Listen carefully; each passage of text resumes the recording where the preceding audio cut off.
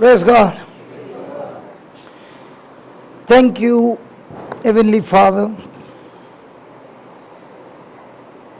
Thank you, Jesus. Thank you, Holy Spirit, for all the wonderful things that you continue to do in our life.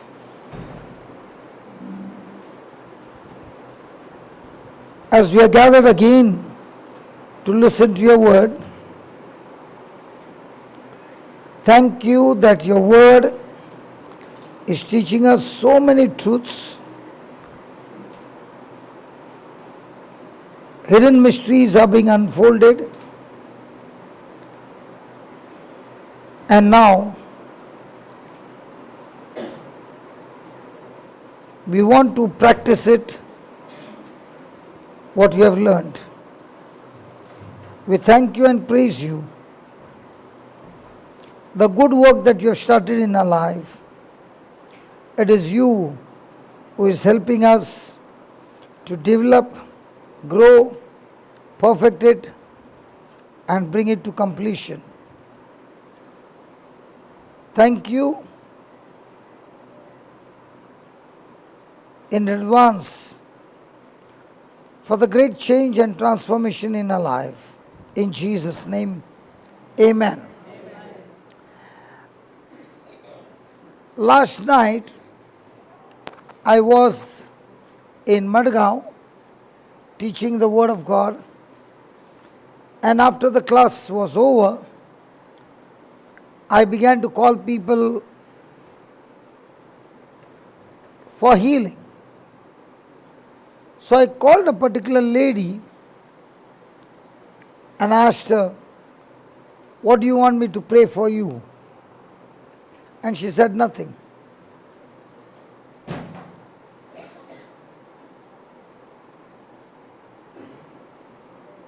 Praise God. And then she said,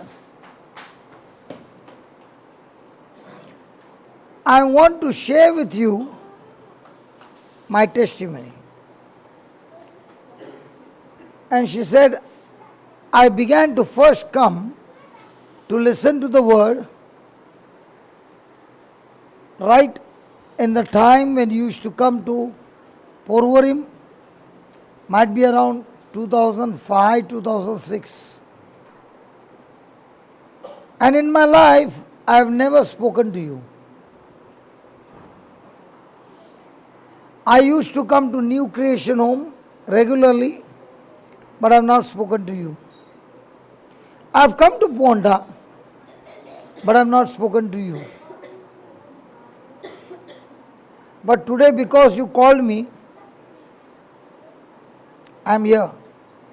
And I want to share my testimony. Can I?" So I said, "I've never met a person for so many years and never spoken to me." So she said, "My daughter was 6 years old when I came to Porvarim. And I began to hear and understand the principles of the kingdom of God. And what I heard, I began to practice. And the reason I came was my daughter was 6 years old and she would get continuous convulsions, fits, and her condition was bad. And the doctor said, don't force your daughter to study because her brain does not have the capacity or the ability to study. I never spoke this thing to anybody, neither to the school that she went, nor to anybody. And what I heard, I took my daughter and we began a journey of studying the Word for all these years, day and night. Now my daughter is 22 years old and she has finished her medical What did she say? Branch in medicine? Some she said, and she's finished it, and now she's excellent in everything. Now she's doing an internship after she finished her medicine. Are you here with me? And she said during that time I'd come for another daughter of mine who had a heart problem, but I never spoke to you.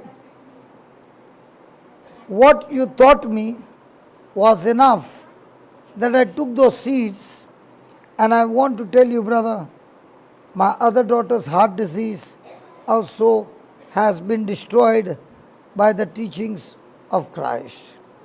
Even today I came not to talk to you, only to receive the teaching that you give me, and then go home and practice, because all these years I learned I don't need to go and talk to the preacher. All I need is the preacher giving me the seed, and like a farmer, go back home and cultivate those seeds, because I'm so sure it works all the time. She said, today is the first day I'm talking to you. And she grabbed my hand and began to cry. And I began to wonder, Lord, those days I used to come to Goa, did not even think that I'll meet this lady after 17 years. And this lady would give me such a fantastic testimony that I don't need to talk to you. Your seed is being played every day in my life, in my house, without a holiday. Both my daughters are completely healed. Both my daughters are doing supernaturally well, and everything is supernatural. What do you say about this lady? Praise God. And how many people want to meet me in every break? If you want to meet me in every break, it means I've still not understood how the system works. Just for an example, I see a light over here. It's switched on. But if I go there, just an example, and I just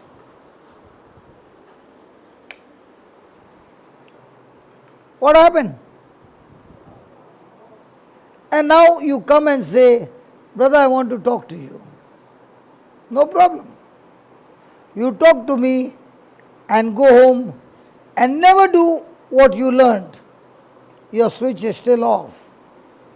Listen, the government of India supplies me the electric power. I don't invest to produce the electric power. Let me do it. Let me do it.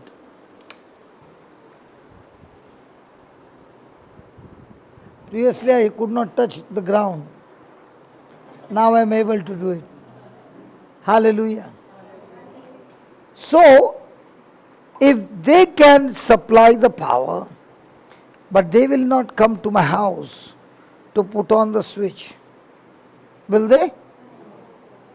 So who is responsible of putting the switch? Then why do you want to trouble the preacher so much? Why don't you learn the system, and once you learn the system, you fight your battle using the system of God.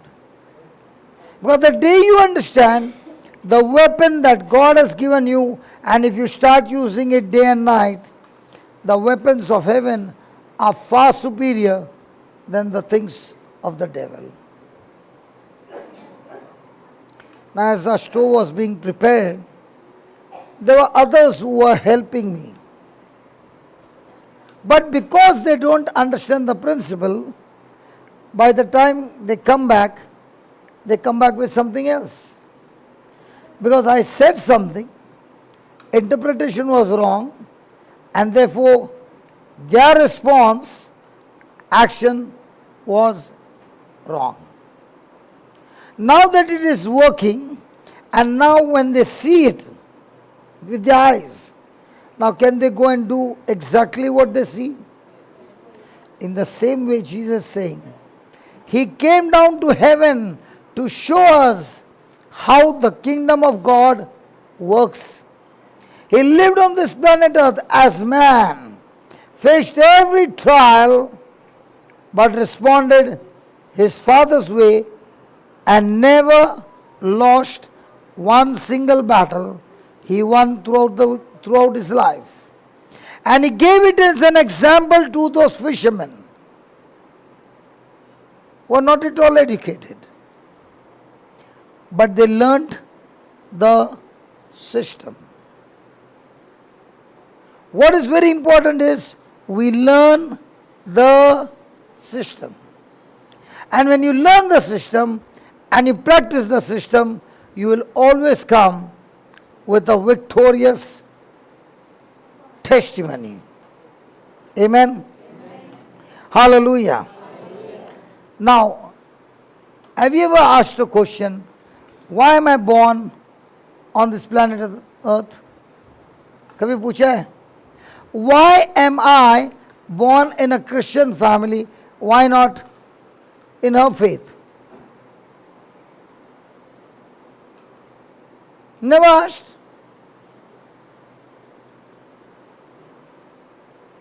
We all have a purpose. We all have an assignment. We all are baptized in Christ. We all are the salt of the earth. We all are the light. But are we living our life on God's purpose, or are we living our life doing our purpose? I never knew. 33 years of my age. Never knew. So I wanted to do my purpose. And all that I found in my purpose is the flesh at the highest, sitting on the throne and ruling over my life and giving me the taste of sin and the pleasure of sin, which was so tasty, but slowly but surely took me on a journey of hell. How do you feel at the age of 33 that your end has come?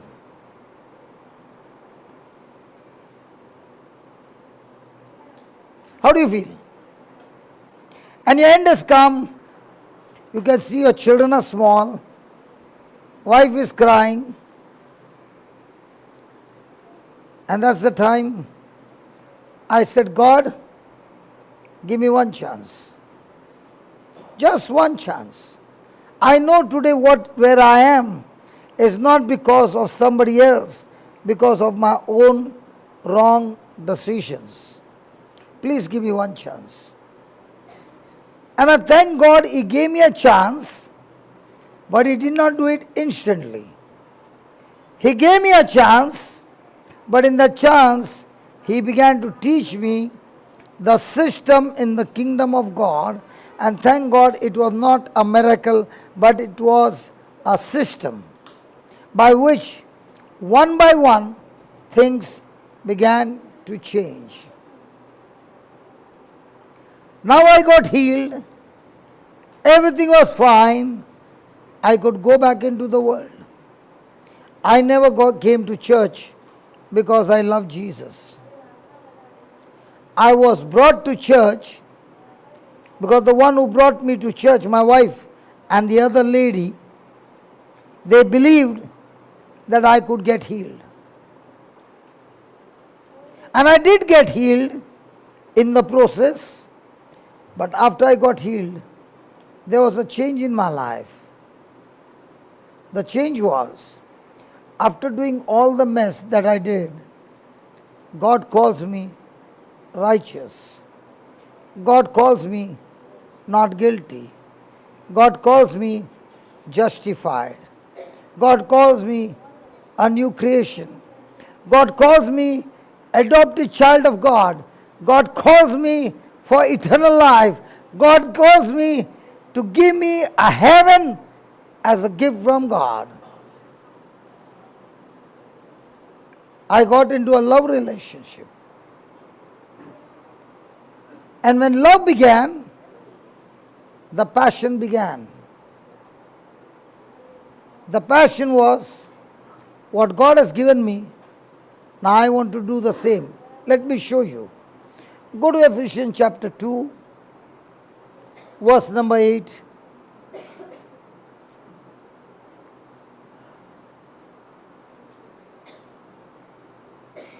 For it is by, it's okay, for it is by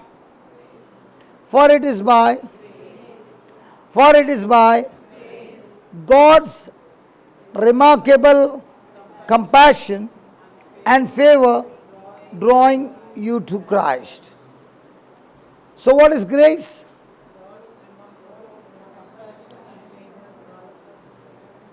It is God's power, God's ability given to me, that I can use it even though I don't deserve it.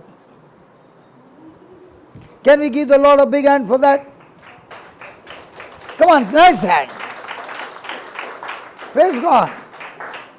Praise God. So God gives me His ability, God gives me His power, even though I don't deserve it, is grace. And for it is by God's grace that you have been saved, actually delivered from judgment and given, and this happens through your faith. So I am saved and given eternal life by grace through faith.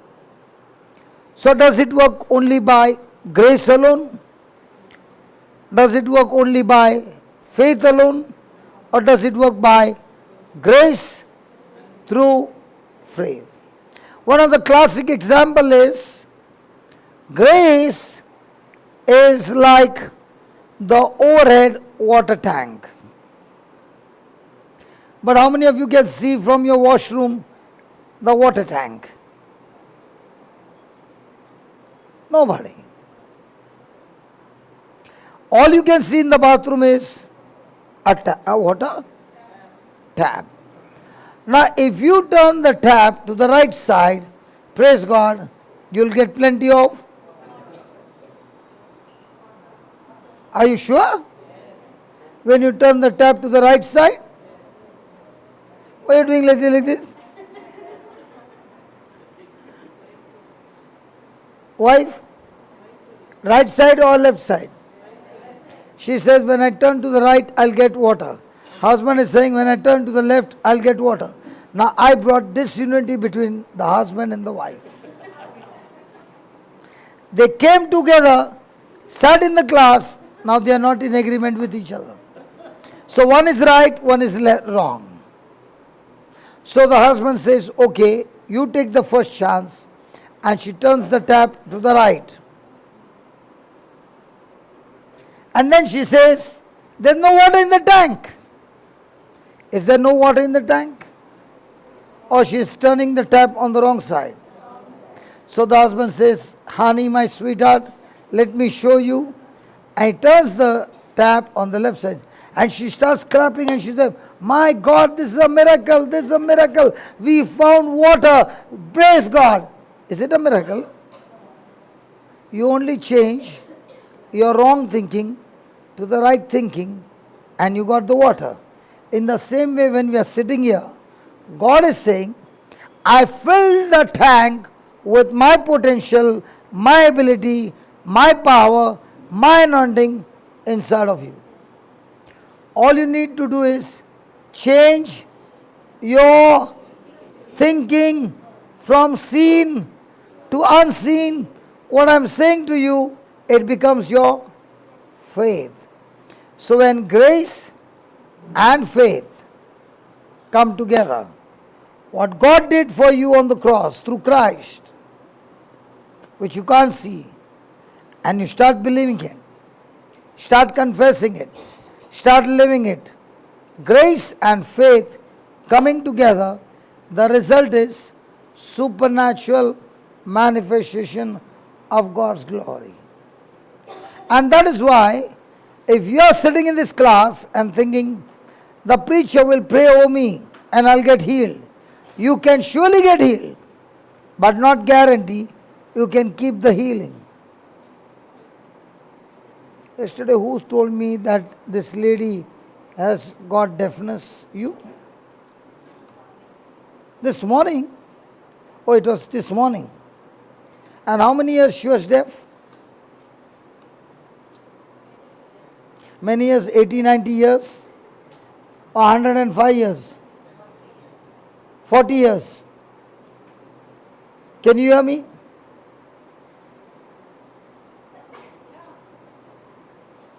Can you hear me? She can hear. So she got healed by grace through faith.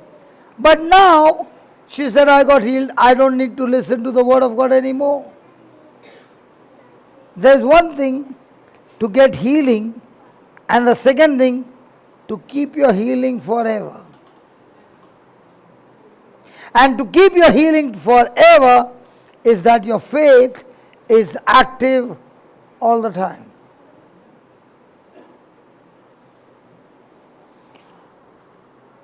And this salvation is not of yourself, not through your own self-effort, but it is the undeserved, gracious gift of God. So, miracles are your self-effort or undeserved gift of God. So, before you exercise your faith, do you need grace? And where do you get grace? You get grace from the promises of God. So when you open the Bible, it's all about promises of God in Christ. And all those promises have no physical evidence at all. And now your journey begins. Living by sight, which we learned in school, which we learned all our life. And now you're coming to the kingdom school, where everything you learn to believe in things not seen.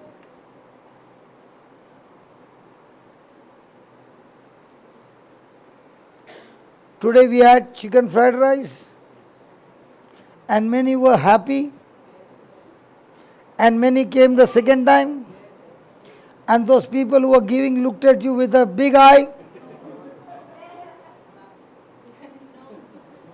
No? Gave you as much as you want. But I also saw some of them taking like pickle.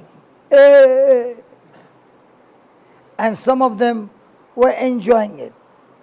Now, in the same way, is God giving you grace like a ration shop or unlimited grace? Given to everybody? But are you using that unlimited grace by exercising your faith to that grace?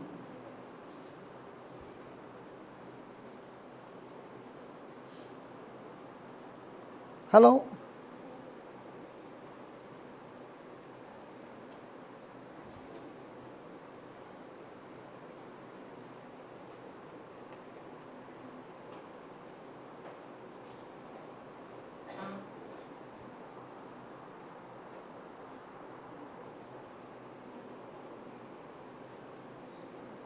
Praise God. Hallelujah. Thank you, Jesus.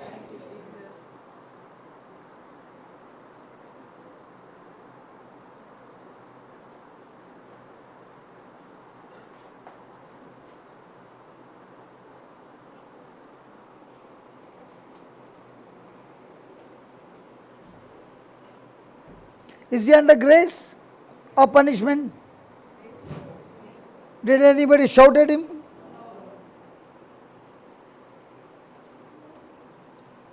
Hallelujah. Are you under grace or the law? And is it a gift of God? So are you living by grace?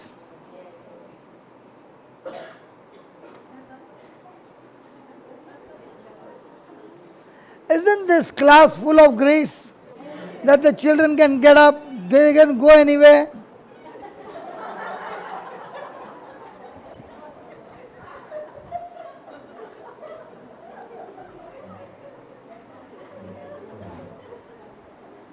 Praise God. Now, are we finding these children doing different activities? Does it look awkward? No? Yes, yes, yes. So also in our married life, do we have some activities according to the Word of God looking absolutely awkward?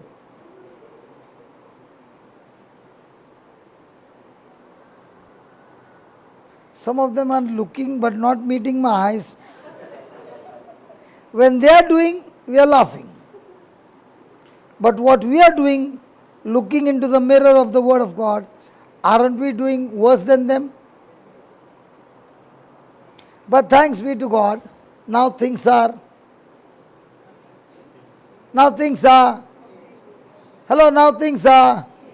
changing.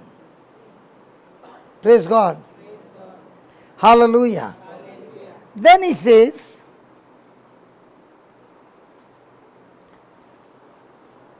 this kind of biggest heavenly miracle, that is hell cancelled, heaven is your eternal home, adopted in the family of God. This great miracle is not a result of your works. So many times people think, if I fast for 40 days, I can get the job done. Have you ever heard that? If I fast for 40 days, I'll get more power, more anointing. Have you heard that? Has anybody tried that? But do you get everything in the kingdom of God by your hard work or by believing in what Jesus did? And how many years did we live under the law? I do good, I get best. I pray every day, I get blessed. Have you ever heard that? How does a person get blessed?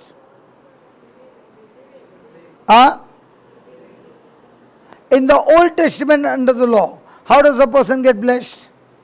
When he does what God has put in the law, then the blessings of God will come on him.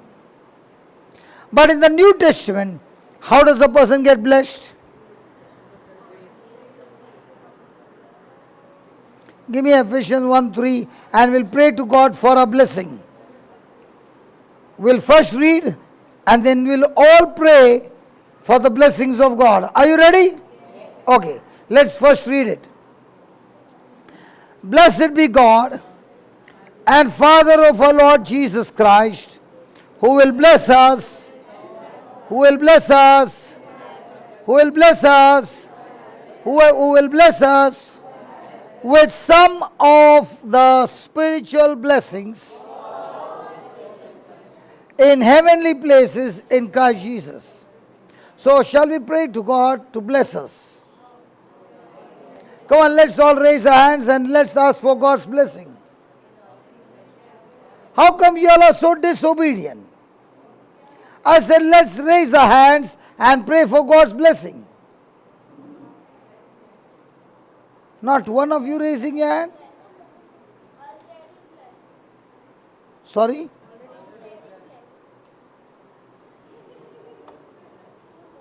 How are you already blessed?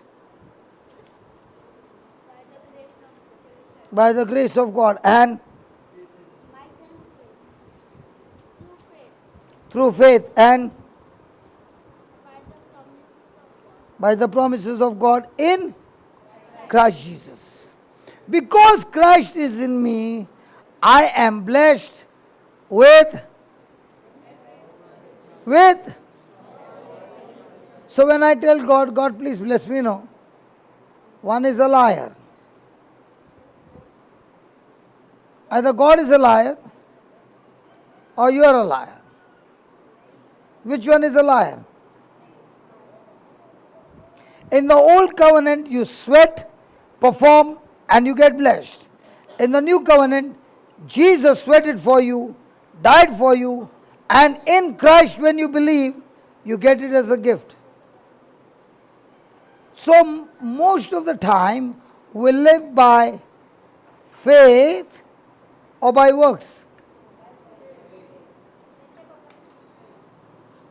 Praise the Lord.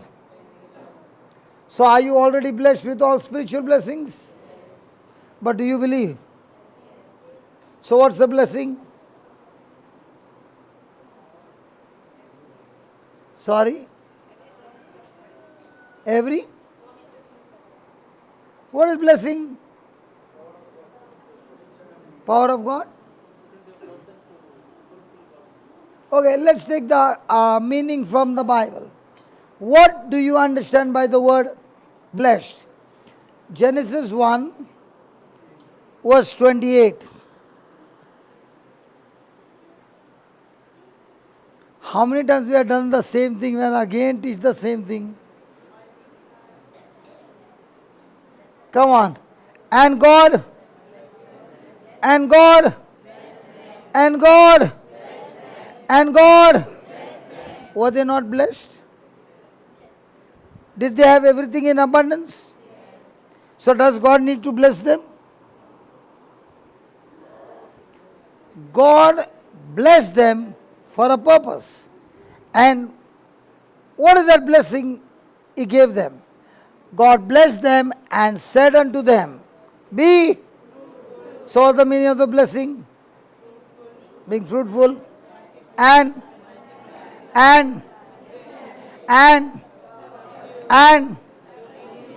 so what is blessing? The power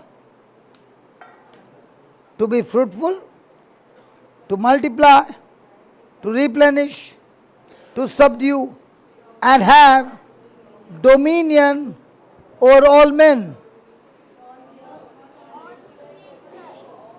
All creation, and having dominion over the powers of darkness as well in Christ Jesus. So are you already blessed with that? Yes. But do you believe that? Yes. So if you believe that, who is in charge? So blessing is the root, the empowerment by which you get the fruit, multiplication, replenish, subdue, and dominion. And the Bible says, in Christ Jesus, He has what? Blessed us. But do I believe? So you are already blessed. So you are empowered. But do you use it? So are you blessed to have dominion over that sickness that is torturing you? So is the sickness supposed to get scared of you, or you are supposed to get scared of the sickness? So who is ruling over who? If you don't know, then that sickness will torture you. What did that mama tell me? I don't need to talk to you. I need to only receive from you the teaching, the seeds, and the system. And once I get the system right, I go back home and with my family practice the system day and night till that which is threatening my children has to die. So who is in charge? The blessing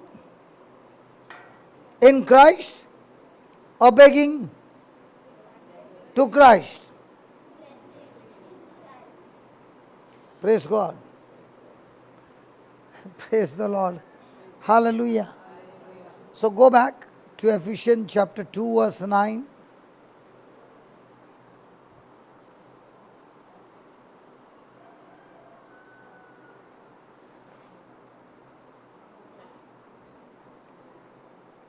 Now put the Amplified. Not as a result of your works, nor your attempts to keep the law, so that no one will be able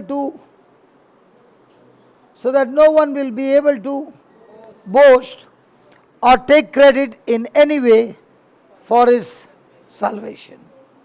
Look at the 10th verse. So can anybody boast? Can I boast that I am teaching the word of God? No. It is a gift of God. Then he says, verse 10, for we are his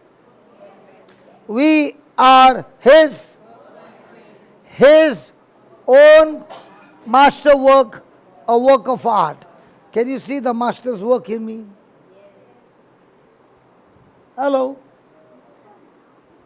I am a sample of my master's artwork. You go and search the whole world, you can't get a sample like me. Now we use the word sample for somebody who is a sample hai. Suna kabhi? Hello? But when you are in business, they give you the samples. And I want to tell you, the samples are the best on which you get your orders confirmed. And God is saying, you are heaven's sample on earth. यार मेरे को तो अच्छा लग रहा है. Hallelujah. So there is a purpose. There is an assignment. And this sample is created when you are born in your mother's womb. So you should go to your mother and ask your mother, Mom, did I come from your garage?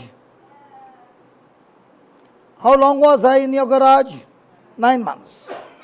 Can you tell me, Mom, how did you create my eyes? How did you create my heart?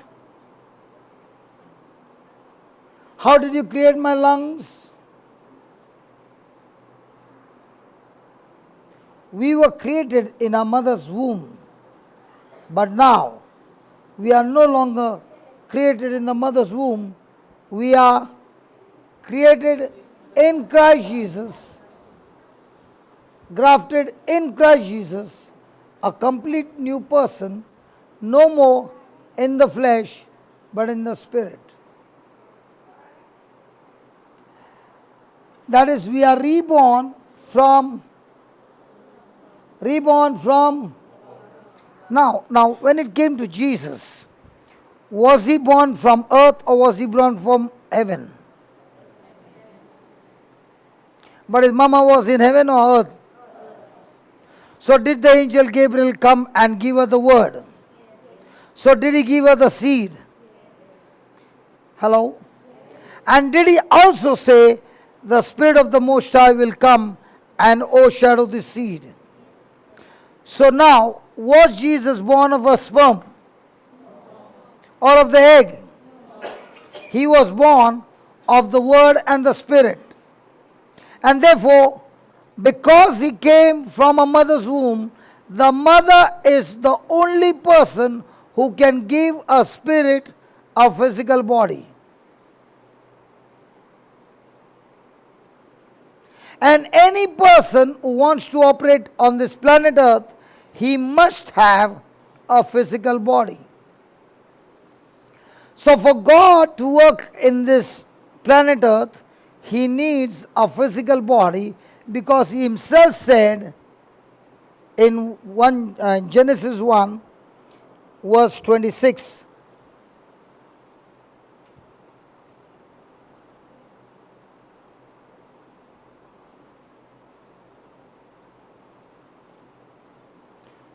Then God said, what? Let us, Father, Son, and the Holy Spirit, make man in our image, according to our likeness, not physical, but a spiritual and moral likeness. And let and let and let and let and let us in them and let us in them. So when God said let them have, did he include himself? No. He said from now on, let them have complete authority over all these things on earth. So even though God is unlimited, by his word, he put a boundary and he said, on earth, I have no authority, I give it to man. So if God wants to do anything on earth, he has to ask man for his permission.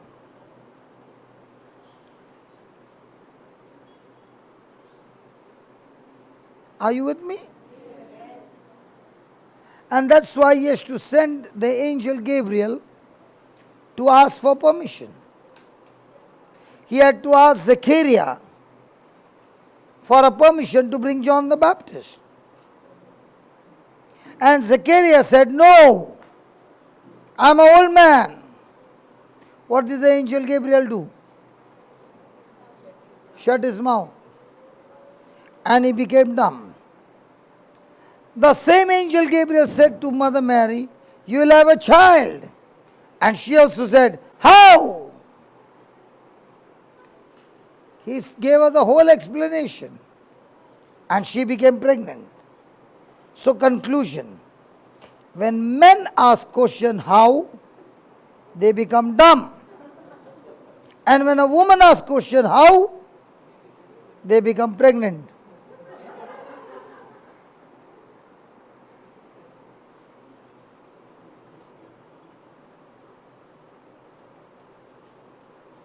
Think about it, how God is favoring the woman. Don't say no. Who ate the fruit first? Eve. Blame came on whom? Don't laugh. We men have taken all this for years. And we are still loving you. Why is this happening? Who is supposed to come before Jesus? John the Baptist, to come to prepare the way of the Lord. And Sequeira is saying, no. So God is saying, Sequeira is saying, so his engine is shut off. He can't speak anymore. When the child is born and the job is done, his tongue is open again. So be careful when you say no. Might be you are the next in the line. Hallelujah. Hallelujah. Hallelujah. Thank you, Jesus. And regarding Eve, who ate the fruit first? Blame came on whom? Today also what is happening? Who is doing all the trouble? And the blame is coming on? All the husbands are saying, brother, preach, preach. Hallelujah. So when God commanded not to eat the fruit, he spoke to Adam. He was not there. Thank God he was not there. He was where? Inside Adam. Was Adam sad when he was alone? Why was he sad? Because he was alone. So all those who got married, Adam is never sad. Because now he's got company. Next time, brother, one more camera. No, to take the expression. That is a still camera. एक एक का expression देखने में बहुत अच्छा लगेगा. So all those who are married have got tremendous peace. Why is Adam sad? Don't tell me he was alone. So those who are married and they are not alone, they are happy, peaceful. Yeah, brother, you tell, don't listen. Huh? Tell, बिंदास बोल. आज आपका दिन है, बिंदास बोल दो. जो रखा है ना, सब बोल दो.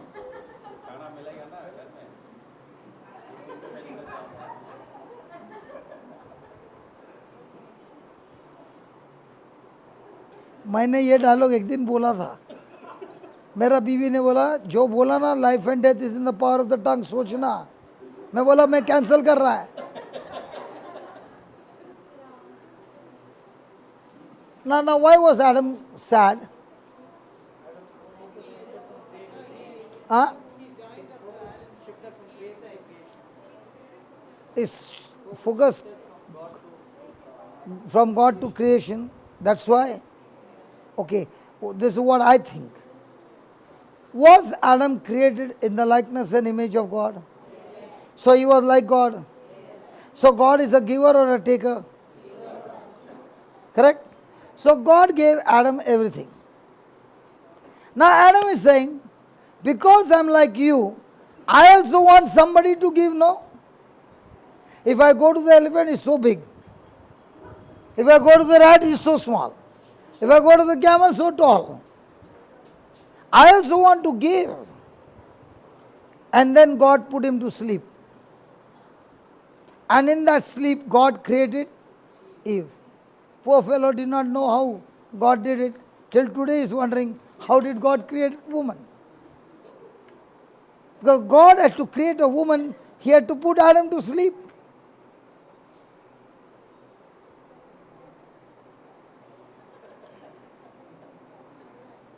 Hallelujah. And who created Eve? God. So who is supposed to introduce Eve to Adam? But did Adam wait for introduction? The moment he opened his eyes,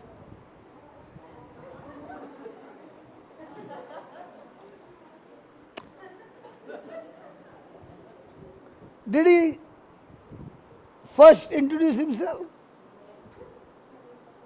A bone of my bone, a flesh of my flesh. That's why you are a woman, man with a womb. Praise God. Now when we are married, why there is sadness?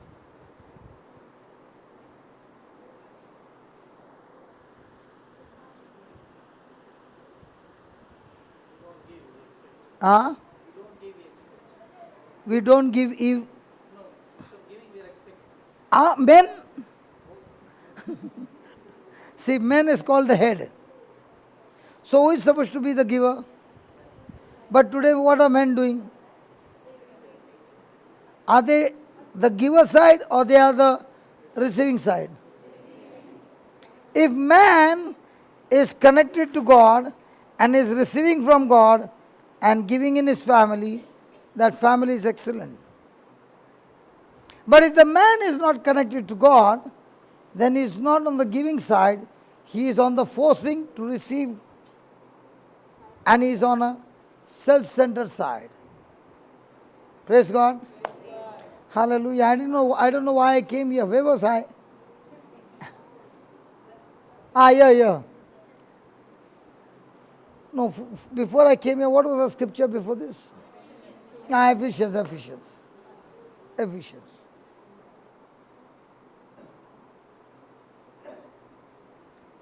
Now we finish this. We are his workmanship, his masterwork, the work of art. So are we now born from a mother's womb? Are we born from the father's womb? We are reborn from above. Now was Jesus born from above? Yes. Of the word and the spirit. What about you? The same.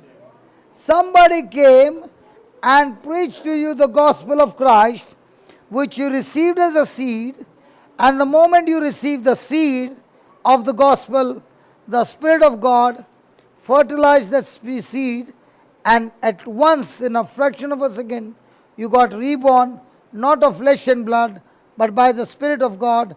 So we too are born from above. Spiritually, we were self-centered, but that's cancelled. We are God-centered, renewed, and ready to be used for the job. You are ready to be used for whom? For the world. So out of the 24 hours, where do you spend most of the time? God's job. झूठ बोलता है. You are recreated, born again, spiritually new, ready for the master's use. And where do you spend your first 24 hours?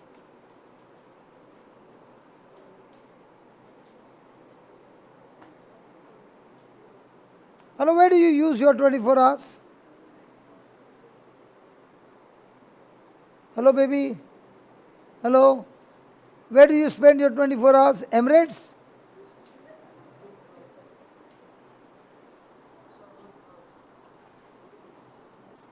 For good works which God has prepared. So God has created you for what? God has created you for what? So now, am I doing good works because I want to do good works?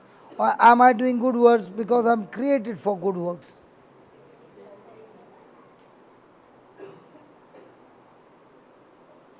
Like a pig is created and he goes and sits in a mug. But now I'm recreated by God, born of His Spirit, born from above, recreated in Christ for every good work. So if I'm doing good work, is it I doing or He in me is making me do it? For good works which God beforehand taking path which He set, so that. So if you understand that you are recreated, newborn, with the Spirit of God, with the nature of God, with the righteousness of God, with the anointing of God, and the reason He did that is for every good work. So now, are you sweating to do good work, or now your nature is to do good work? Has anybody ever seen a parrot? Tota? Parrot? Does he like chili? Have you seen? When you give a parrot a chili, he will remove and he'll eat the seeds. Now if I give you chili, would you like to eat? Why is the parrot enjoying the chili? That's his nature. In the same way, because my nature is in Christ, and therefore my food from now on is not fried rice. My food from now on is the Word of God that gives me energy of heaven. And the more and more I eat the Word of God, I become healthy, not potlea. But if I eat more and more the physical food, I become potlea.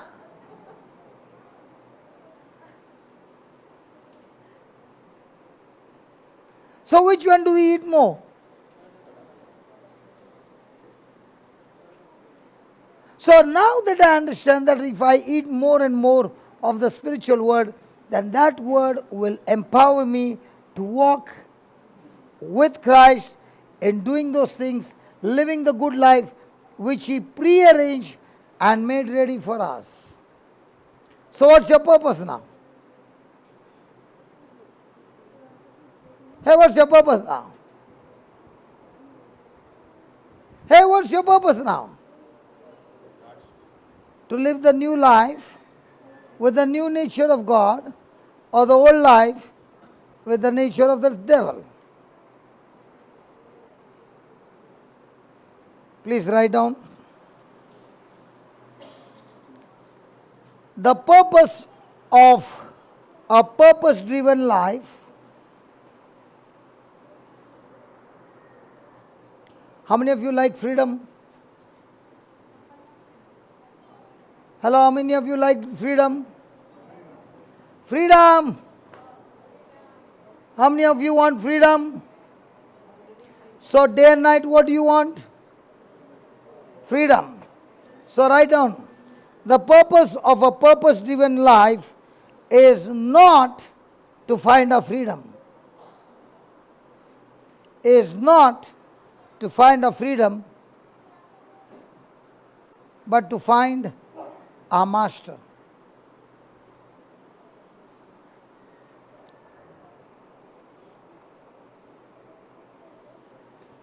Example, the prodigal son wanted freedom. He thought he got freedom. And he left his father's house with all the inheritance. Did he use that inheritance for sin and pleasure of sin? Yes. Was he on the journey actually in freedom or controlled by the devil?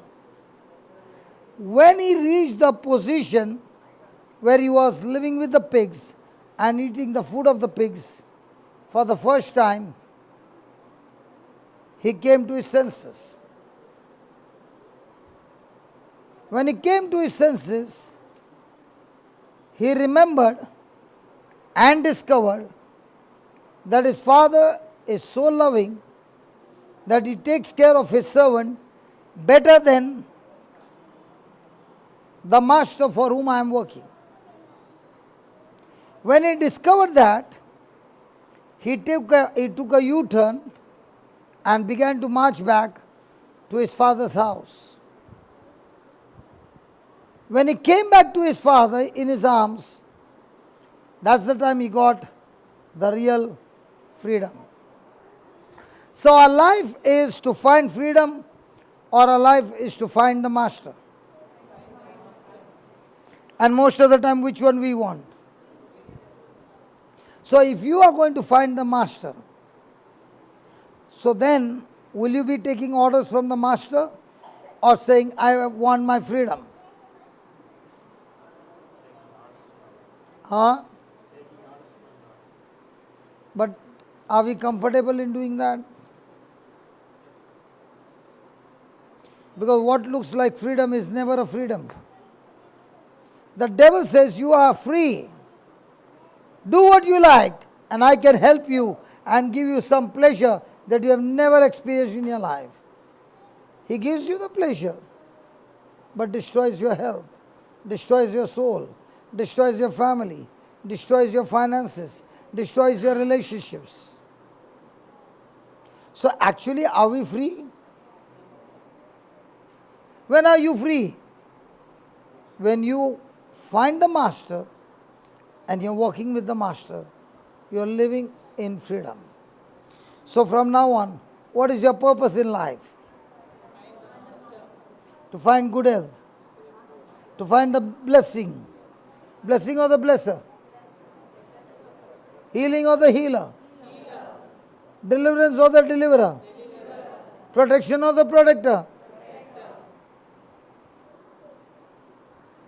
Write down. When we find a master,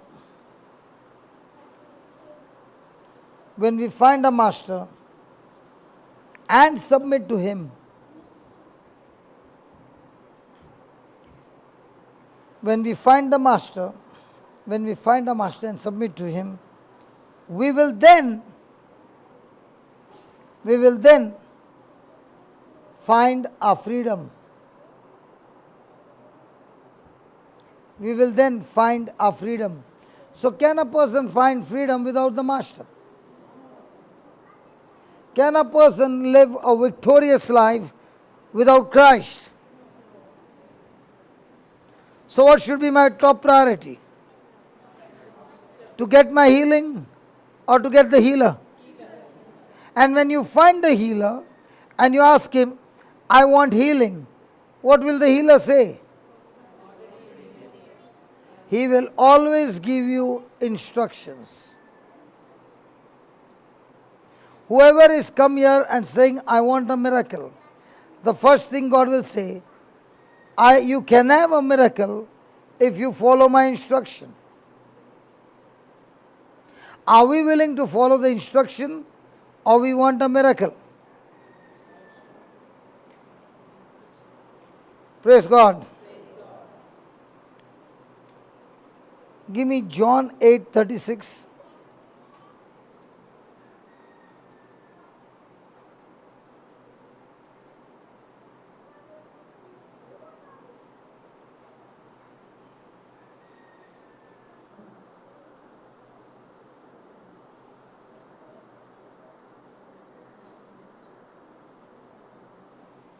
Praise God. Now when Jesus was talking, were the Pharisees happy with Jesus? Hello? Were they all the time opposing him? So what is Jesus saying? I know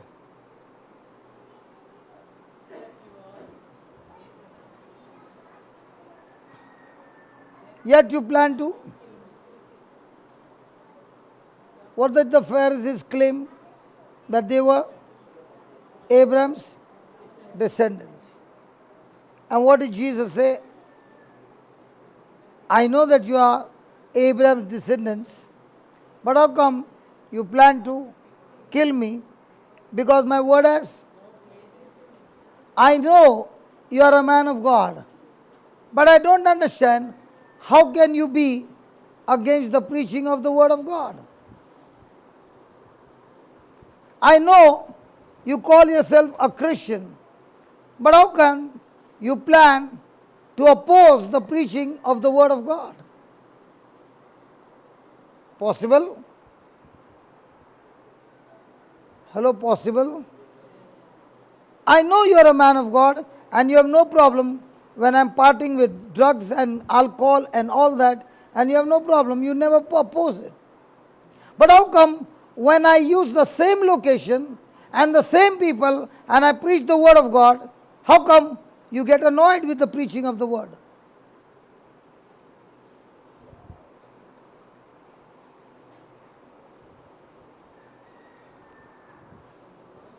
How come God's word has no place in you? How come God's word that is being preached irritates you? And you call yourself a Christian.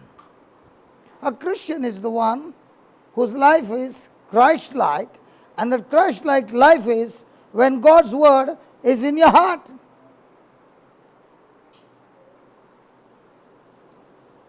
How come I call myself a Christian and I have no urge or desire to open the Bible?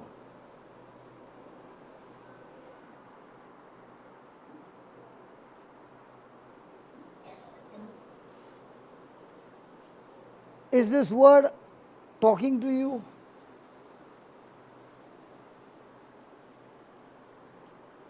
How come you say you are baptized in Christ and you have no room for the word to grow in your heart?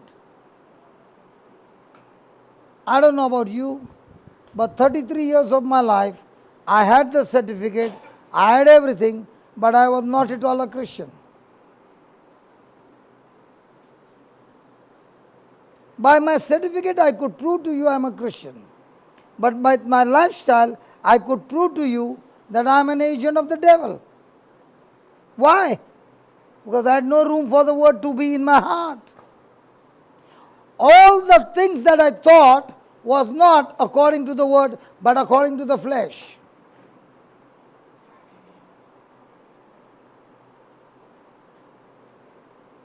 So can people see Christ in us, or they can see the fruit of the flesh in abundance?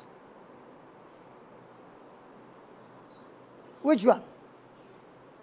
Which one gets you excited that when you hear a news that somebody is preaching and bringing souls into the kingdom, or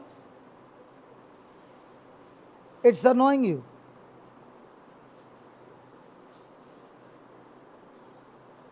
The disciples even said that somebody is preaching. And Jesus said, don't stop him. If he's gathering, he's one of us. Why is there persecution? Why is there opposition? If you got the word in your heart and you see somebody else doing the same, praise God, you are rejoicing. Let me show you what Paul was going on in his church. Go to Philippians 1. Let's go to Paul's church in Philippi.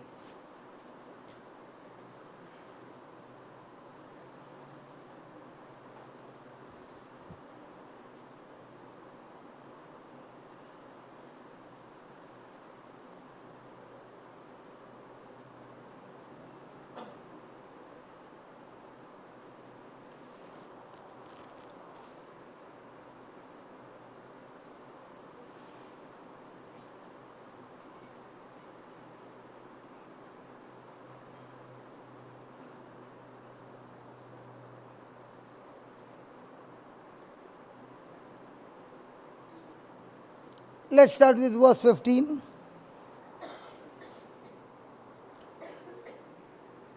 Now Paul is in Philippi. He has been preaching there and he has got his church.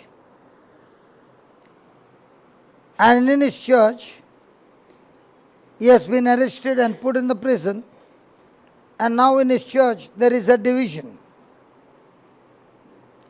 Look at the division. Some indeed preach Christ, even of envy and strife, and some also of goodwill. So some people are annoyed with me and they are in strife and they are preaching so that I will get more severe punishment when I am in the prison. The one preach Christ of contention, not sincerely, supposing to add affliction to my bonds. But the other of love, knowing that I am set for the defense of the gospel. Why was Paul put in the prison? Was he a criminal or was he preaching Christ? So here is the division in the church. Some in favor of Paul and some against Paul. Now look at what Paul is saying. What then, notwithstanding every way, whether in pretense or in truth, what? So is Paul interested in himself or is he interested in the preaching of Christ? Is he looking at what heart condition are you preaching, or is he happy that Christ is being preached? Hello? Let's say just beside a Catholic church, a layman is preaching and he is a Protestant or a Pentecostal. And there are hundreds and hundreds of unbelievers receiving Christ and their lives are changing. Why is it that we Catholics get annoyed with the Protestant or a Pentecostal? Paul is saying, whether he is a Hindu, a Muslim, whoever he is, as long as preaching Christ, I am going to rejoice. If you really have the Spirit of God will never teach you division. The Spirit of God will never teach you condemnation. The Spirit of God will teach you to be excited that you can see these souls who are destined to go to hell. Thank God for those people who are preaching the gospel and cancelling hell, and they can make it to heaven.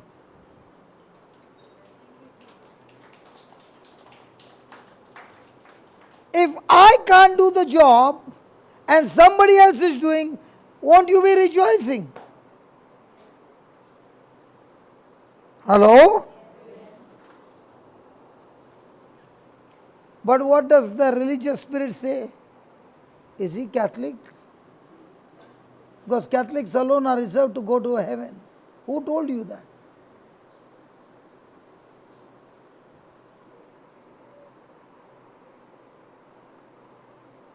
Praise God.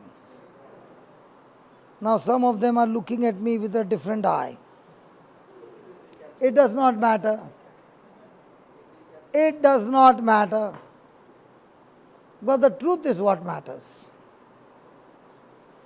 What then notwithstanding every way, whether in pretense or in truth, Christ is preached, and I therein do rejoice, for I know that this shall turn to my salvation through your prayers and supply of Jesus Christ. So Paul is saying, I'm so sure this is going to bring my deliverance too. Your prayers and the Spirit of Jesus Christ will bring deliverance to me. Praise God. Does this happen with everybody?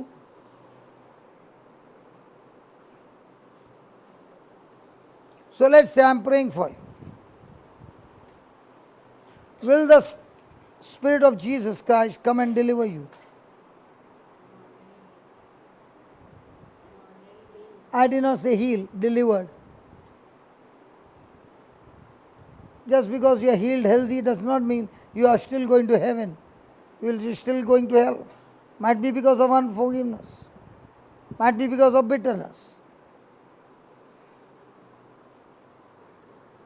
So who are the people whose prayers can get, when people are praying for somebody, who are those who see result that the person gets delivered?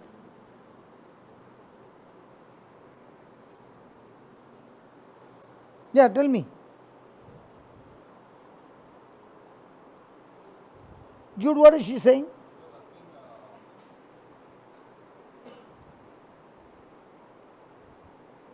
No, you talk on her behalf. Okay. You are the advocate. Praise God. She was asking, when you were asking her, just because you are healed doesn't mean you are going to heaven. It could be unforgiveness, or it could be, you never know. So even the mic is making so much noise when you are asking me that question. Praise God. Now, just because I am healthy, does that qualify me to go to heaven? Just because I am doing good works, does that qualify me to go to heaven? You go to heaven because you believe in Christ. And if you believe in Christ, then there should be fruits of Christ. Now what do you see about Paul? Is there division?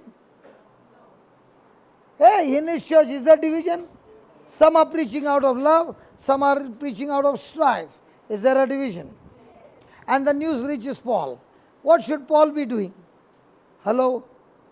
Hello, Paul? In those days there was no phone, but let's say today's. Hello, Paul? Yeah. You know what? The Jude and all, no? They have come all against us. Which Jude? Chennai? No. Kalangut. The whole gang sitting there, all against us. What are you telling? Did that bother Paul? Okay, they are coming against us, but what are they doing? They are preaching Christ. Don't stop them. Don't get worried. They are preaching Christ now. Must. Praise God. Hallelujah. I am rejoicing.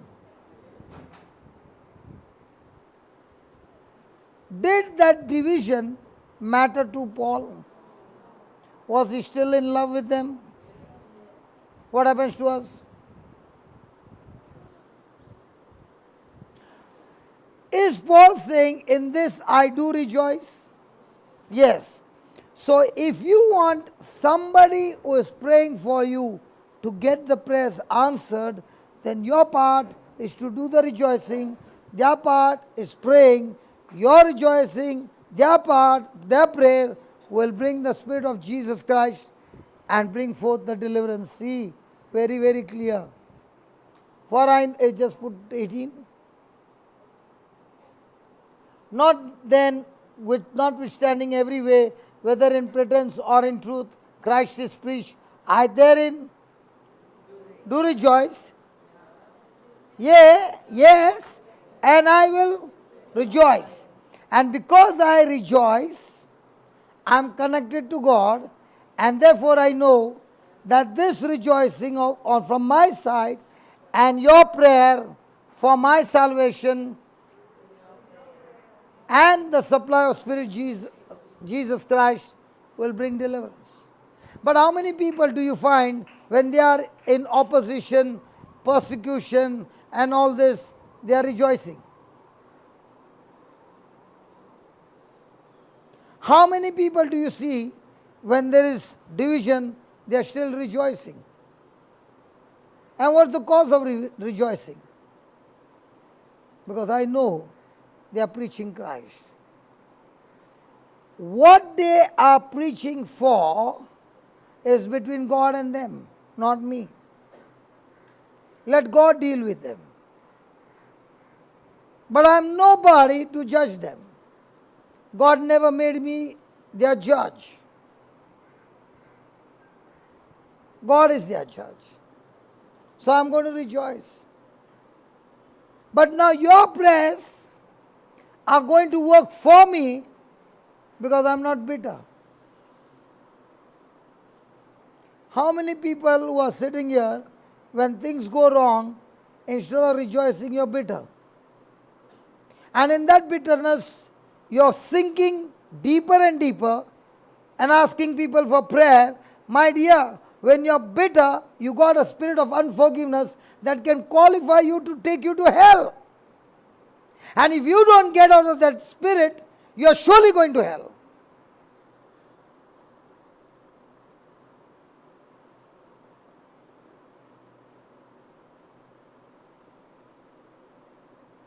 Can that person get deliverance? In spite of being bitter? Who said yes? कौन रे बोला वो? Yes बोल रहा है. If you are bitter, forget about deliverance. You are an agent of the devil.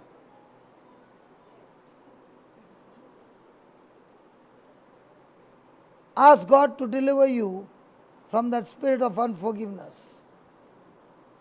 So many people have lost everything, especially, first of all, their health, because of bitterness. Bitterness is a prison where God cannot set you free. Guilt is a prison where you made a mistake. God can set you free when you go and ask Him. But bitterness is a prison where God cannot set you free. You got to forgive that person, and when you forgive that person, you can come out of your prison called bitterness. And if you have not decided to forgive him, you will stay in that prison of bitterness, get destroyed, and might even reach to hell. Is it a dangerous spirit?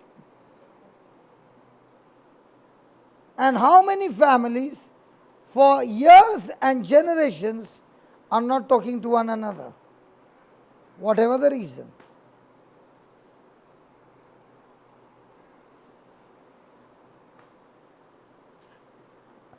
And they think that God will deliver them and God will bless them. You are yourself gone into the prison of bitterness, and the only person who can get you out is your decision to forgive. You would have even heard this dialogue. Till he comes and says sorry to me, I'll not forgive. Don't forgive. If you don't forgive, you have decided to go be a prisoner of bitterness that qualifies you to take you to hell. But if you forgive, are you doing a favor to that person whom you forgive? You are doing a favor to you. So, how many Christians are deceived in this way? That for generations in bitterness are living under curse, and generations after generation, that same bitterness continues and destroys lives.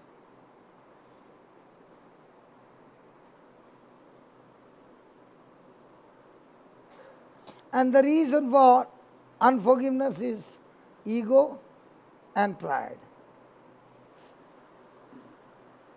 Please write on this. Is it a good topic to learn?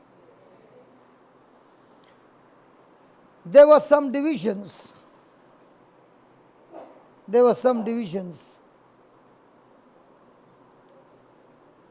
in the church at Philippi.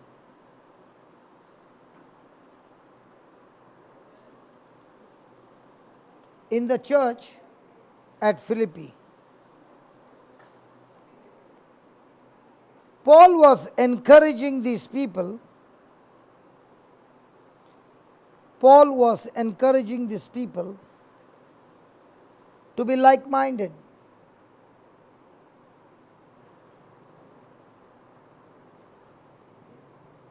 Paul was encouraging these people to be like-minded.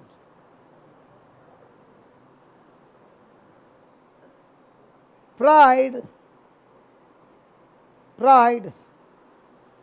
causes strife,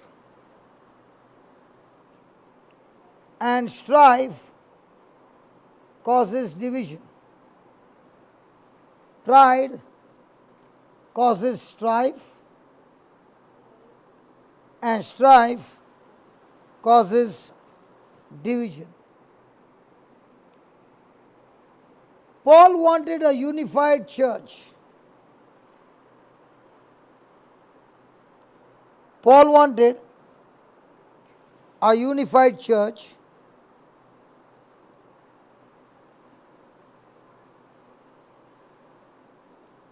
The answer to division,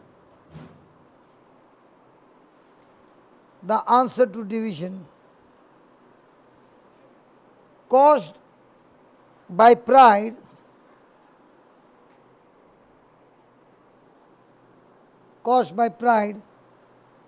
and king self,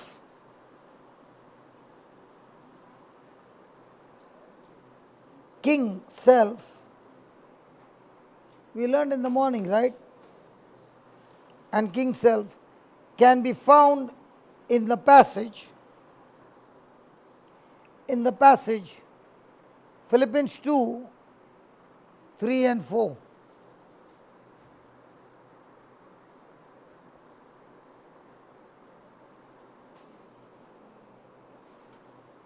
Philippians 2, 3 and 4.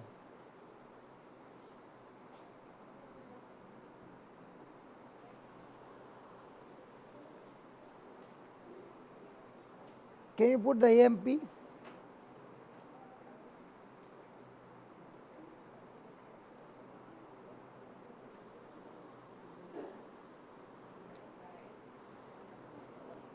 Do nothing from selfishness or empty conceit, through factional motives or strife, but with an attitude of humility, being neither arrogant nor self-righteousness, regard others as more important than yourself. Which one do we regard? What do we regard about ourselves? Others are more important? Others are more higher? Or I am more higher? Others are superior?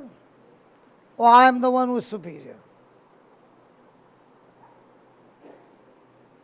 Okay, let's say here's a brother who is living a low life. So what is the Bible saying? Should I lower myself to his level or should I help him to rise higher than my level? Which one do we do? When you find someone is having some errors,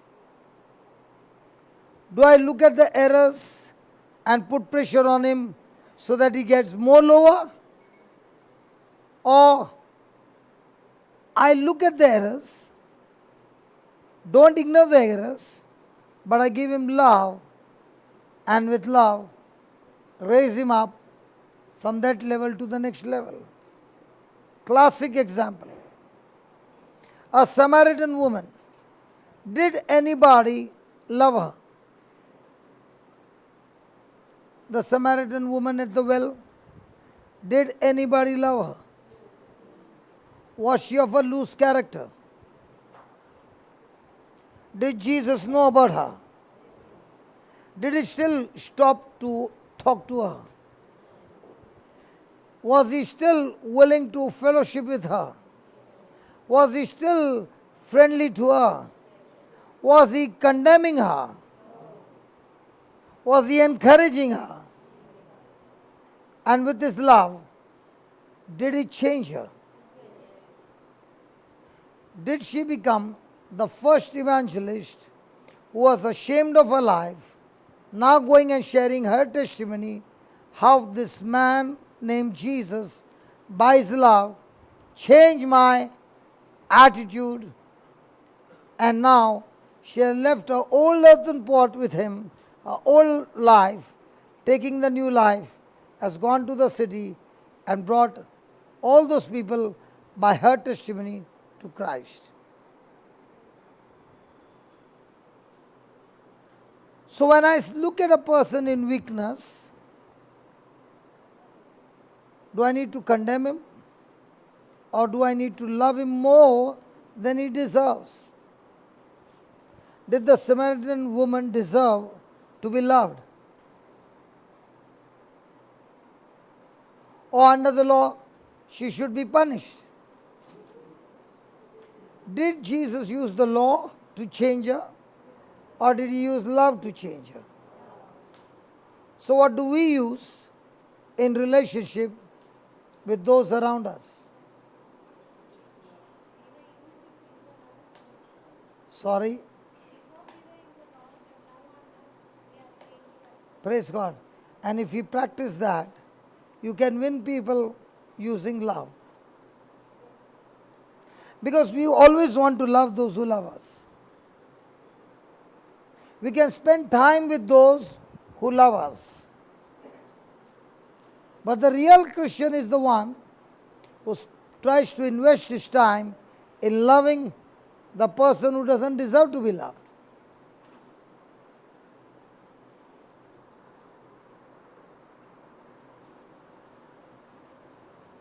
So you wrote there,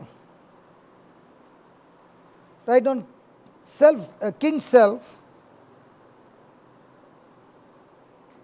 King self is always attracted to sin, selfishness, and pride.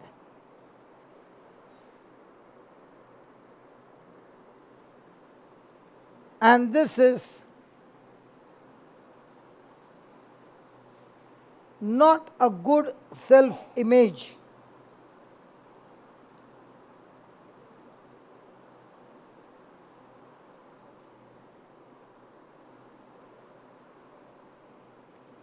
Humility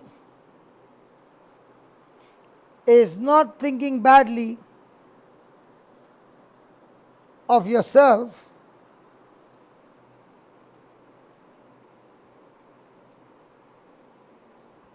because as Christians,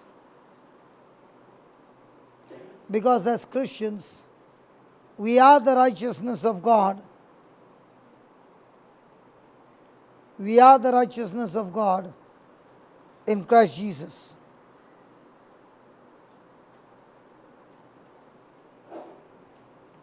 It is God who made us.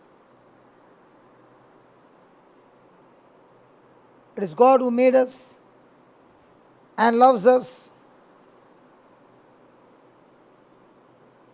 And we are somebody.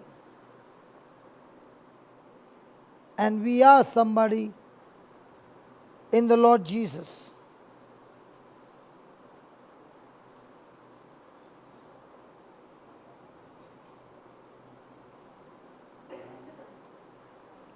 The Lord Jesus was clothed. The Lord Jesus was clothed in humility. Clothed. Clothed in humility. Let's go to John 13.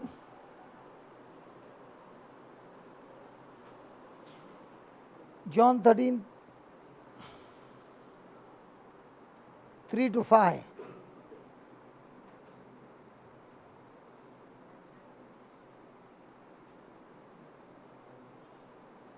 Now, in this passage, Jesus is going to face the biggest test of his life.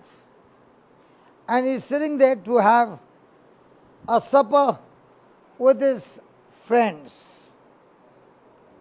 And in that supper, Judas Iscariot is there, Peter is there, and all the others are there. He knows beforehand that Judas Iscariot is going to betray him.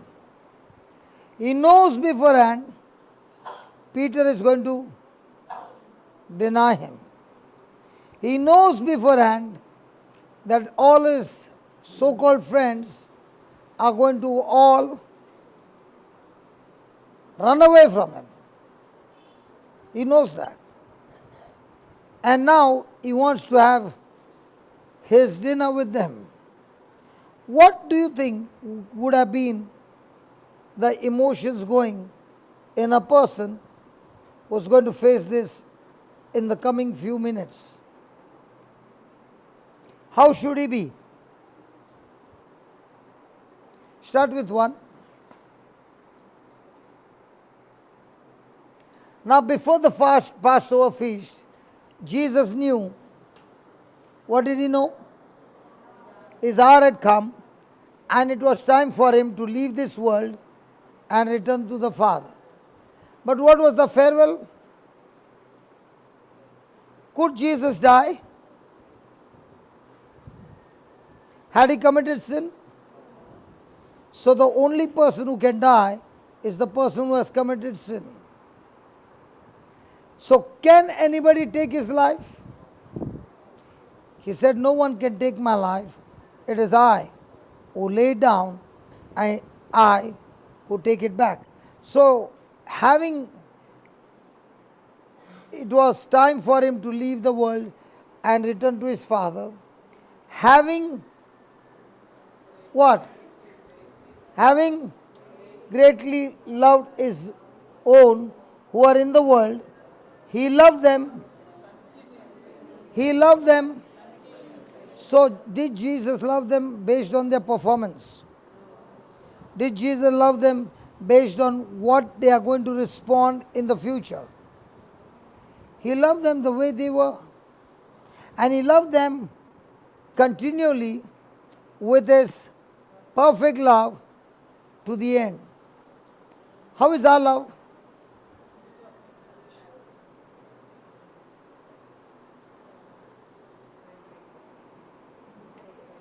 Can you sit and can you love somebody who you know is destroying your name?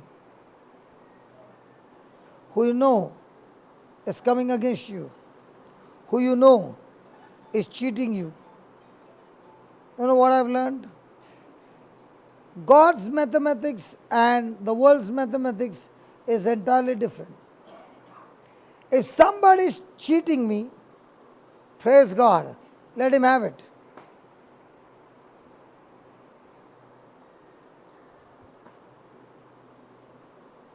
And when he has it, Have I planted a seed of forgiveness? Have I planted the seed of love? And the mathematics says, when I give it cheerfully, God will multiply and bring back what has been taken from me in multiples. So is it time for me to get annoyed, or is it time for me to rejoice? So when you see the mathematics of your eyes, which the world has taught you, that will irritate you. If you see the mathematics of heaven, it will give you great joy, and you will be saying, it's a great opportunity now to multiply my resources. And I've seen it over and over again. And I've seen it over and over again. It ends up with more multiplication of what was stolen from me. So I can believe the mathematics of heaven, and I can believe the mathematics of the earth. When it's the mathematics of earth, I am disturbed, I am annoyed, I am angry. But when it is the mathematics of heaven, praise God, it's going to multiply, and when it's multiplying, God is going to multiply because He's seeing that you got passed in this class and is promoting you to the next class where He's going to increase the resources, because the next assignment for you is an increase in the resources that you need. So most of the time, we are experts in mathematics of the world or mathematics of heaven. So here is Jesus going through a mathematics. Shall we read? It was during supper, when the devil had already put. So where is the devil going to get his gateway? When was the last time the devil spoke to you? Hey, when was the last time the devil spoke to you? He is a useless, shameless fellow. Even if you don't call him, he is there to talk to you. Somebody comes and says, brother, did you get any message for me? Yes. What message you got? I got a message from the devil. Because I don't need to pray. He gives me the message all the time. And the devil is a liar. And when I take the opposite of that lie, it becomes a truth. So the devil is saying, you are not going to be healed. Thank you, devil. I now know I am healed. Hello. Why do you think the devil is bombarding his lies? Because he wants you to get out of faith. And when he's telling the lie, take the opposite of it. You got the truth. But what happens is, when the devil talks to you, you believe his lies and you end up with worry. So the next time you're dancing and rejoicing, somebody will ask, why are you dancing? I just got a message. God spoke to you. The devil. Do you need the devil to invite him? Come on, devil, give me some message. Is he the shameless fellow giving you message all the time? But why do you believe his message? Why don't you take the opposite of his message? Oh God, now one more accusation will come. He gets messages from the devil. He speaks to the devil and he gets messages from the devil. You did not hear the full thing. When you get the message from the devil, you take the opposite of the message.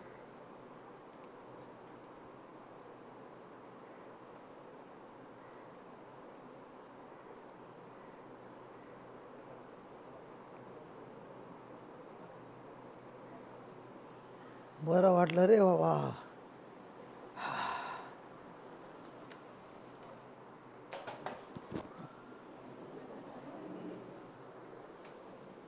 Is there a problem in the bottle?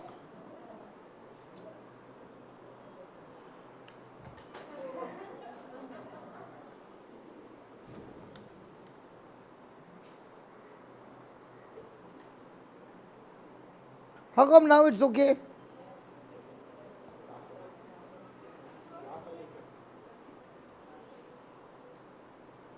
So when it is in the right position, it stays.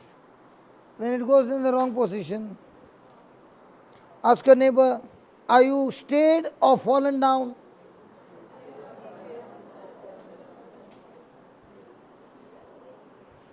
Can you ask your neighbor, are you stayed firm or fallen down?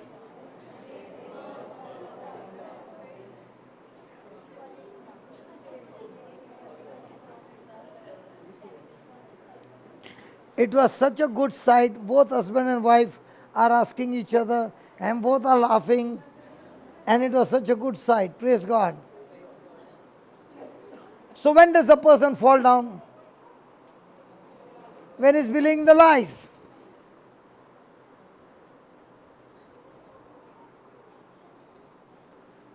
It was during supper when the devil had already put the thought of betraying Jesus into the heart of Judas Iscariot, Simon's son, that Jesus,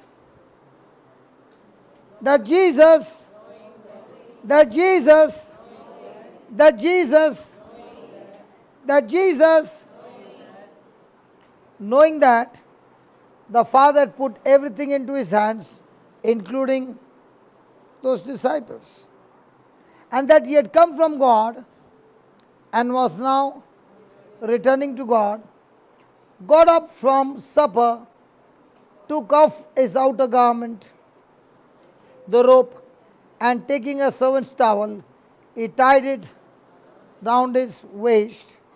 Then he poured water into the basin and began washing the disciples' feet and wiping them with the towel which was tied round his waist. Now, when a person is doing this job, is he the master? And is bending down to wash like Gilbert's Ragna. Washing his disciples' feet. Does he know that Judas is going to betray him? So when he's washing, has Jesus humbled himself and lowered down? At that level, can he condemn somebody? When you take a position of a judge, you are condemning. When you take a position of being humble, you cannot judge because you are not a judge, God is his judge.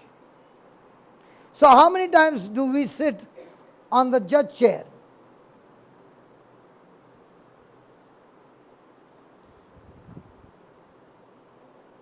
Do we ever sit on a judge chair? So the moment you sat on the judge chair, where are you? And where are the others? So can you now love that person or condemn that person? Now where is Jesus? Is he the master? But has he humbled himself, washing their feet? So has he taken a servant's heart? So is he still able to love them? Check out with yourself. Whenever there is a quarrel in the house, are you sitting on a judgment seat or a servant seat?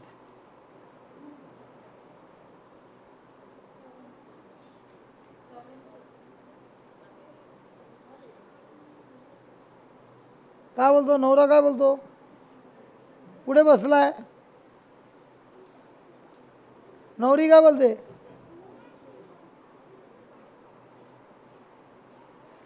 Praise God. Please write down this point.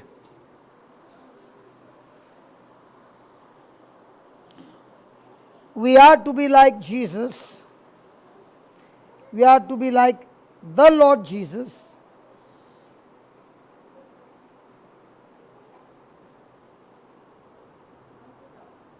The Lord Jesus knew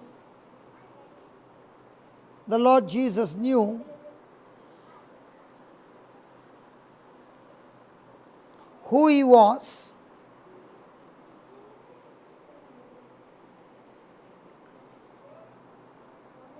He had a good self-image.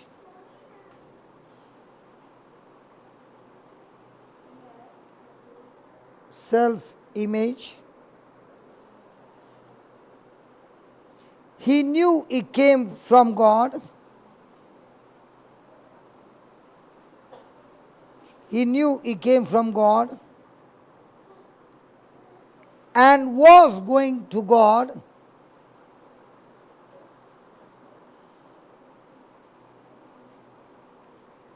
And that all things were in his hands.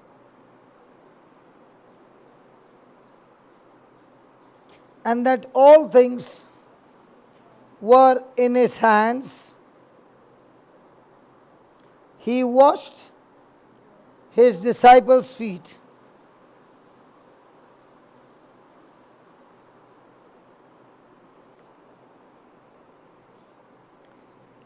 It is impossible to look down. It is impossible to look down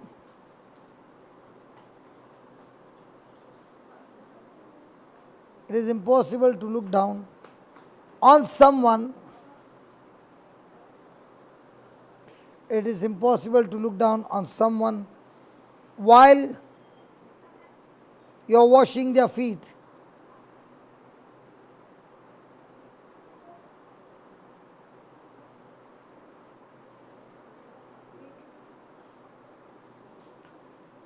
Humility is not thinking.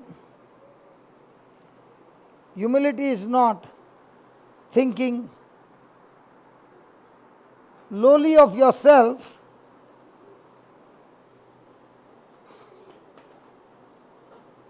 but it is knowing,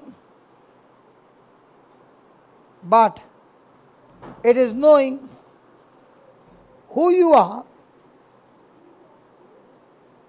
but it is knowing who you are, and yet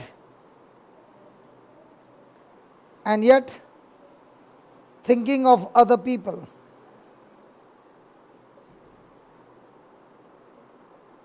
And yet thinking of other people. It is a selfless life. It is a selfless life. And the key word is what? Key word is what? Others.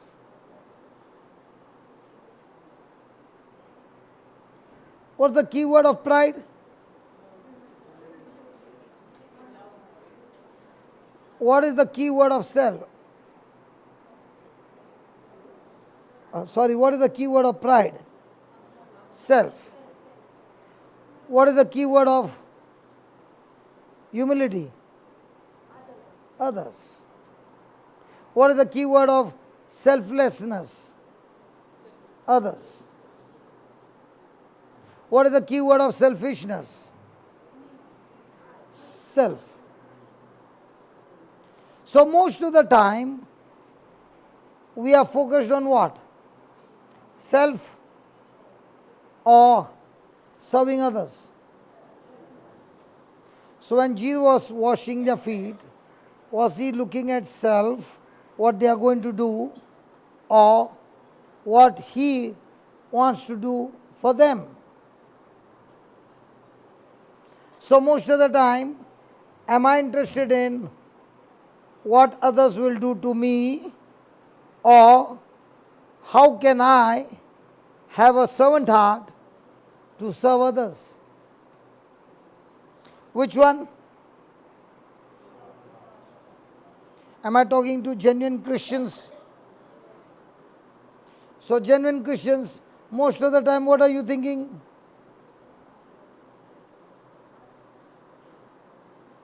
Serving heart, serving others, or looking for others to serve you?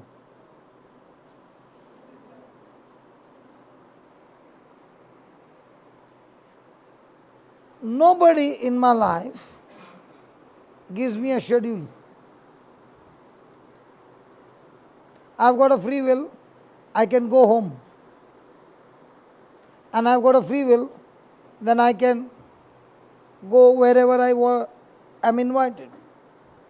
But if you see the schedule, there will not be 1 day gap, but it will always be continually going. And all the time you see me traveling at night after midnight. Why do I do that? Because for me, if I waste 1 day in traveling, it is a big cost for me. The reason is, if I reach on time and I am able to share the good news and the gospel, that person who is going through the trouble can listen to the teaching, change his ways, and change his future. Because my holiday is costing somebody's future. The day you realize that, now you don't even want to waste your time in anything other than the kingdom of heaven.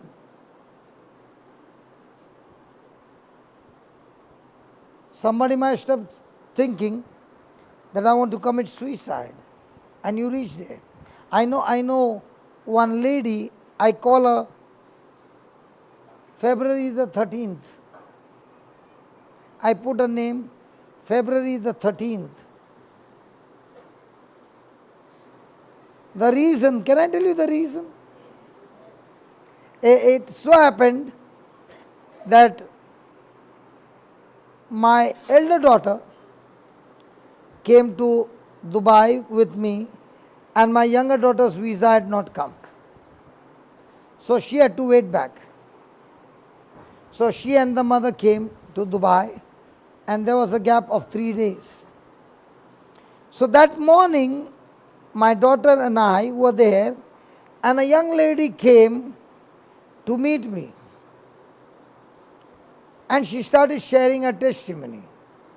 And the testimony goes this way: I had a problem in my marriage, not more in the marriage, but more in the finances. I did not know what to do. I tried everything, and I was totally depressed. And February the 13th, I decided to commit suicide. My baby was, at that time, just 2 years old, and I just could not take it. And she started sharing her testimony. And a friend of hers told her, you can, if you want to commit suicide, if you extend by 1 day, it won't harm you. But today, for God's mercy, please go, an Indian has come to preach in this place. Please go and attend this meeting.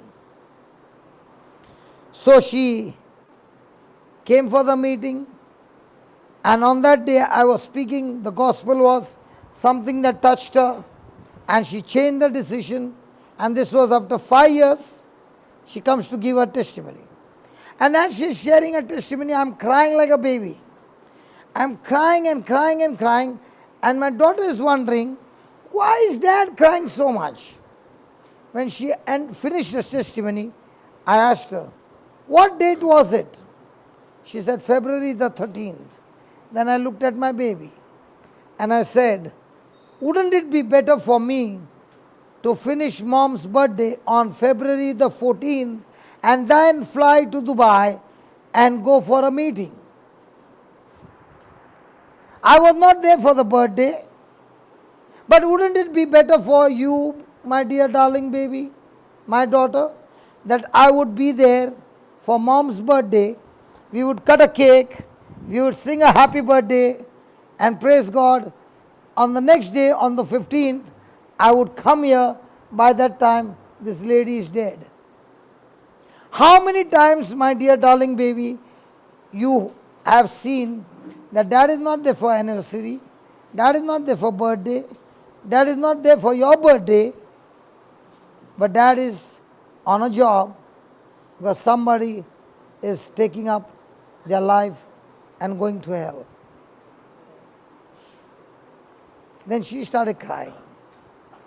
And I told that lady, I will remember you, not by your name, because you are such a blessing to me, because you said February the 13th and February the 14th is my wife's birthday.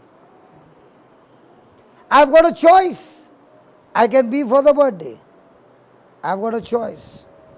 I can go and set somebody free. Which one should I choose? And we all have the same power, the same ability, and the same calling, but the question is, which one are you interested in? A birthday? You put some candles, called your friends, cut the cake, and you enjoyed. But somebody was waiting for you somewhere. The day you realize, when you get up in the morning, that today, somewhere, somebody is waiting for you. And if you don't reach there, that somebody will still continue in that trouble till one day you reach that person. If somebody had not come to my house and pick me up and take me to the house of God, I would have died at the age of 33.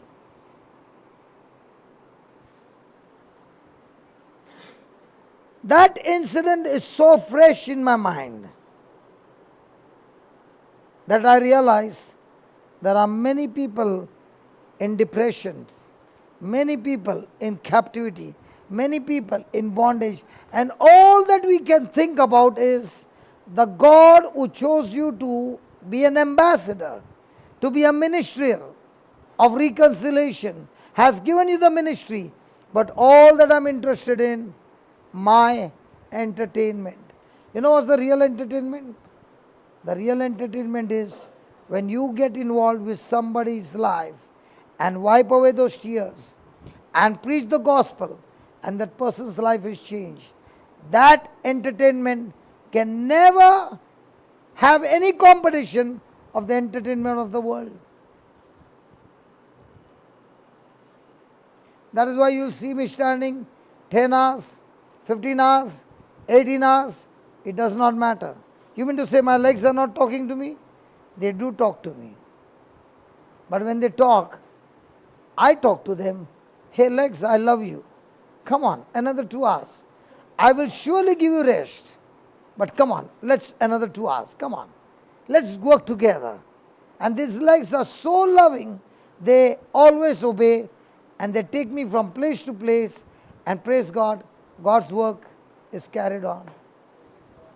Don't clap, don't clap, don't clap.